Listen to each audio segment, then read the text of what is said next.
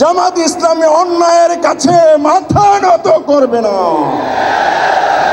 আমরা ন্যায় বিচার পাই নাই, আমরা সুবিচার পাই নাই। আমাদের ছাত্র সমাজ, আমাদের জনগণ 5ই আগস্টের যে বিপ্লব করেছে, সেই বিপ্লবের স্লোগান ছিল we want justice, we want justice, we want justice. সেই ন্যায়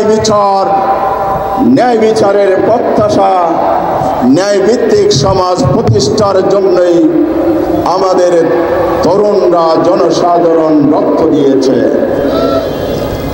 সে রক্তবর্ণ প্রবাহিত হওয়ার পরও আজও কি আমরা ন্যায় বিচার থেকে বঞ্চিত হব? সেটা কি জুলুম নয়? সেটা কি অন্যায় নয়? সেই অন্যায়কে আপনারা মেনে নেবেন? বাংলার জনগণ কখনো অন্যায়ের কাছে মাথা নত করে নাই, আগামীতেও করবে না। প্রিয় ভাইরা আমার, বক্তৃতা দীর্ঘায়িত করার সুযোগ নেই। বক্তব্য ইনশাআল্লাহ লাল দিঘির ময়দানে আমাদের নেতা আমির জামাতকে নিয়ে আমরা বক্তৃতা শুনবো, জনসভা করব।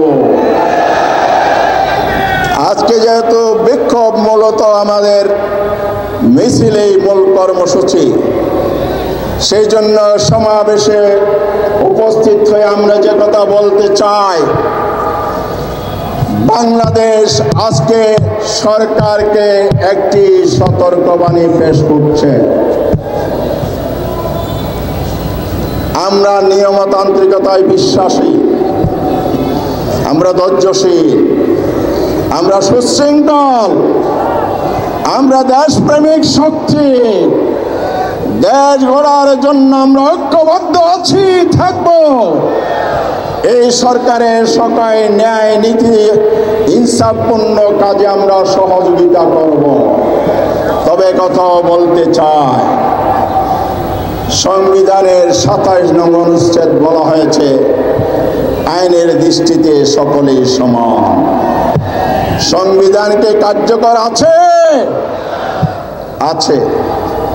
এই সংবিধানের শপথ নিয়েই প্রধান উপদেষ্টা মণ্ডলী, বিচারক, আদার্স যারা এই শপথের আওতায় পড়েন সকলেই শপথ নিয়েছেন। সেখানে আপনারা সংবিধান অনুসরণ করেন। আমাদের নেতা আজহারুল ইসলাম কেন আইনের দৃষ্টিতে সকলের সমান এই সুবিচার থেকে বঞ্চিত হলো? বাংলাদেশের মানুষ এই সংকেত দিতে চায়